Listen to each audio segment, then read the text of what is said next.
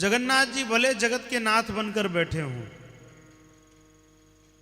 लेकिन जब उन्हें भी कभी आवश्यकता पड़ती है तो हमारे हनुमान जी महाराज ही सहायता करते हैं।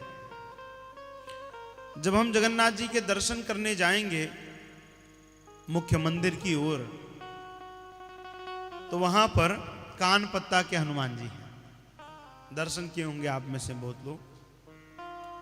उनकी कथा भी ऐसे ही है।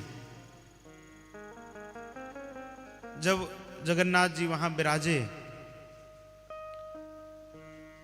तो समुद्र का इतना कलरव होता है। अगर आप वहां समुद्र के किनारे किसी भी होटल में, हमें लगता है कि आप आधे किलोमीटर तक या थोड़ी और दूरी तक भी रुके तो वहां तक समुद्र की आवाज जाएगी रात में। तो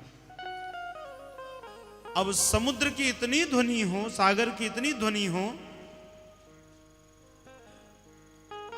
रुक्मणी जी सो ही नहीं पाई, भगवान भी सो नहीं पाए। सो रुक्मणी जी ने कहा कि महाराज कुछ तो इसका समाधान करना पड़ेगा। जगन्नाथ जी ने कहा देखो, जगत की समस्याओं का तो समाधान मैं कर सकता हूं। जैसे डॉक्टर अपना ऑपरेशन खुद कर सकता है क्या? चाहे जितना बड़ा डॉक्टर हो, अपना ऑपरेशन खुद थोड़ी कर सकता है वो।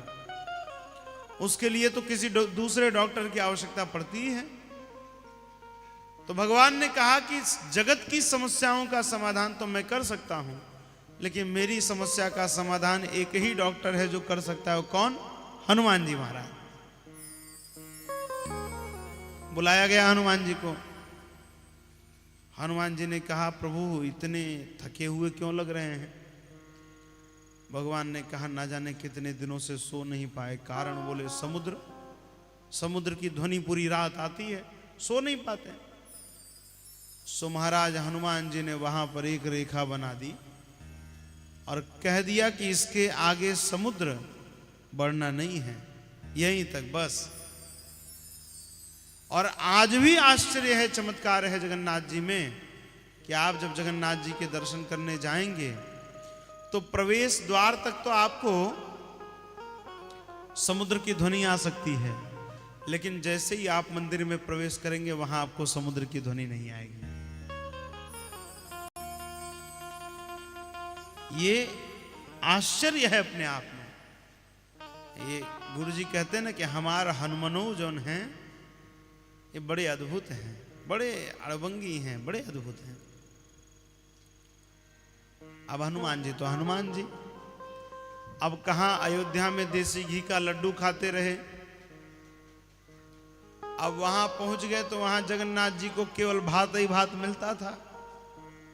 अब वहां जगन्नाथ जी को तो भात ही भोग लगता है ना। जगन्नाथ के हाथ को जगत पसारे, जगन्नाथ के भात को जगत पसारे हाथ।